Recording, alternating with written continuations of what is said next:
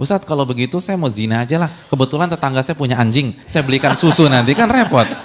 Jadi kalau air aja, air sumur aja bisa masuk surga apalagi susu. Sirup ya? Kan begitu.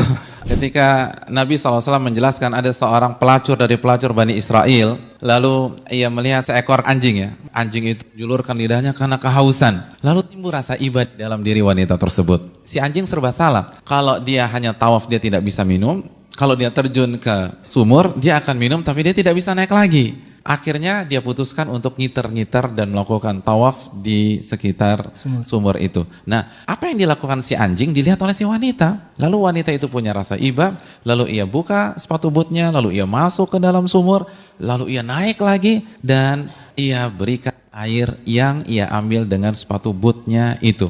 Lalu apa kata Nabi? Faghufira laha bihi. Maka dia diampuni dan dimaafkan oleh Allah karena perbuatannya tersebut. Nah, ini harus didudukan karena kalau salah paham ini bisa repot. Ustadz kalau begitu saya mau zina aja lah. Kebetulan tetangga saya punya anjing, saya belikan susu nanti kan repot.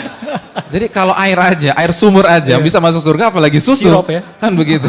Dijelaskan oleh Syekhul Islam Ibnu Taimiyah atau Al-Hafidz Ibnu Hajar bahwa inti dari amalan wanita tersebut itu bukan memberikan minum kepada seekor anjing, tapi keikhlasannya. Keikhlasan dalam membantu, dan itu susah dan itu berat karena keikhlasan adalah amalan yang paling berat di dalam Islam. Jadi coba lihat wanita tersebut. Ia membantu seekor anjing, bukan manusia. Kalau manusia bisa membalas. Manusia bisa memberikan sesuatu, tapi ini seekor anjing. Sekeren-kerennya anjing, misalnya anjingnya Dalmatian, tidak mungkin mengatakan syukron jazakillah khairan. Kan begitu. Nama anjing nggak bisa membalas. Lalu yang kedua, ketika ia bantu anjing tersebut nggak ada orang lain. Jadi ini bukan pencitraan, nggak ada wartawan di sana, nggak ada siapapun. Dia lakukan seorang diri. Itu membuktikan keikhlasan seorang wanita tersebut. Lalu pekerjaan yang ia lakukan itu tidak mudah. Bukan membeli susu di minimarket. Bayangkan wanita harus turun, masuk ke dalam sumur, lalu naik lagi, lalu ia berikan kepada anjing itu. Nah, sebagai reward atau penghargaan bagi si wanita dengan keikhlasannya, Allah ampuni dosa-dosanya. Jadi intinya keikhlasan. Jadi bedakan orang yang ikhlas nolong